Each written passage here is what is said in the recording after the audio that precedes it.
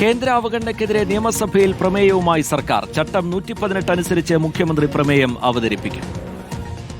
സുനിഷ അയ്യല്ലൂർ നൽകും വിവരങ്ങൾ. സുനിഷ, നാളെ പ്രത്യേക പ്രമേയം അവതരിപ്പിക്കുന്നു മുഖ്യമന്ത്രി. കേന്ദ്ര ബജറ്റിലെ കേരളത്തിന് നേരെയുള്ള അവഗണനയ്ക്കെതിരെ ഇതിൽ ശ്രദ്ധേയമാകുന്നത് പ്രതിപക്ഷത്തിന്റെ നിലപാടാണ്. പ്രതിപക്ഷം ഈ പ്രമേയത്തെ അനുകൂലിക്കുമോ അതോ പ്രതികൂലിക്കുമോ എന്നതാണ് ശ്രദ്ധേയമല്ലേ?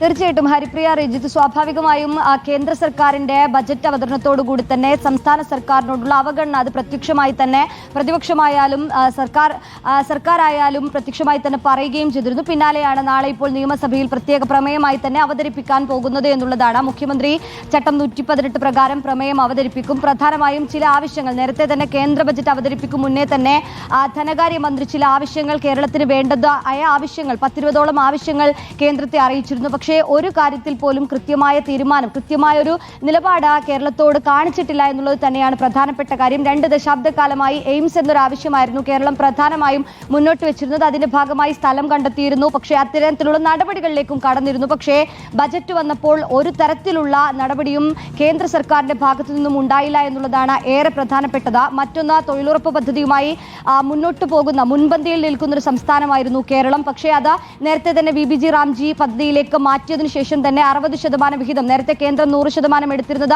60%ത്തിലേക്ക് കുറയുകയും ചെയ്തിരുന്നു. പക്ഷേ ബജറ്റ് അവതരണത്തോടുകൂടി ബജറ്റ് പ്രഖ്യാപനത്തിൽ 88,000 നൽകിയിരുന്ന തുക അത് 33,000 കുറയ്ക്കുകയും ചെയ്തിരുന്നു. അതും കേരളത്തോട് കാണിക്കുന്ന അവഗണനയാണ് എന്നുള്ളതാണ് പ്രമേയത്തിൽ ചൂണ്ടിക്കാണിക്കുന്നത്. ഒപ്പം തന്നെ അതിവേഗ റെയിൽപാത എന്നുള്ളതായിരുന്നു കേരളത്തെ സംബന്ധിച്ചിടത്തോളം ഏറ്റവും പ്രധാനപ്പെട്ട കാര്യം. തിരുവനന്തപുരം മുതൽ കാസർഗോഡ് വരെയുള്ള യാത്ര അത് പലതവണ കേരളം കേന്ദ്രത്തോട് ആവശ്യപ്പെട്ടതാണ്. പക്ഷേ അതിലൊന്നും തന്നെ കേന്ദ്രത്തിന്റെ നിലപാട് അത് ശരിയായ രീതിയിലായിരുന്നില്ല. ബജറ്റിലെങ്കിലും ഒരു അതിവേഗ റെയിൽപാത എന്നൊരു തീരുമാനം അത് കേരളത്തിന് ലഭിക്കുമെന്നുള്ളതായിരുന്നു കരുതിയിരുന്നത്. പക്ഷേ കേരളത്തോട് അത്തരത്തിലൊരു അനുകൂല നിലപാട് പോലും കേന്ദ്രം കാണിച്ചില്ല എന്നുള്ളതാണ്. അത്തരത്തിൽ നിരവധി കാര്യങ്ങൾ എണ്ണി പറഞ്ഞുകൊണ്ടാണ് നാളെ മുഖ്യമന്ത്രി സഭയിൽ പ്രമേയം അവതരിപ്പിക്കുക എന്നുള്ളതാണ്. അതുകൊണ്ട് തന്നെ കേരളത്തോടുള്ള ഈ സമീപനം തിരുത്തിക്കൊണ്ട് കേരളത്തിന് അവകാശപ്പെട്ട അർഹതപ്പെട്ട നീതി ഉറപ്പാക്കുക എന്നുള്ളൊരു ആവശ്യം തന്നെയാണ് പ്രമേയമായി മുഖ്യമന്ത്രി അവതരിപ്പിക്കുക. സ്വാഭാവികമായും പ്രതിപക്ഷം അതിനെ അനുകൂലിക്കാനുള്ള സാധ്യത തന്നെയാണ് കൂടുതലുള്ളത്. അങ്ങനെയെങ്കിൽ ഐക്യകണ്ഠേന പ്രമേയം പാസ്സാകാനുള്ള സാധ്യത തന്നെയാണുള്ളത്. ഹരിപ്രിയ, രജിത്ത്. ശരി, കേന്ദ്ര അവഗണനയ്ക്കെതിരെ നിലപാട് കടുപ്പിക്കുകയാണ് കേരളം. നാളെ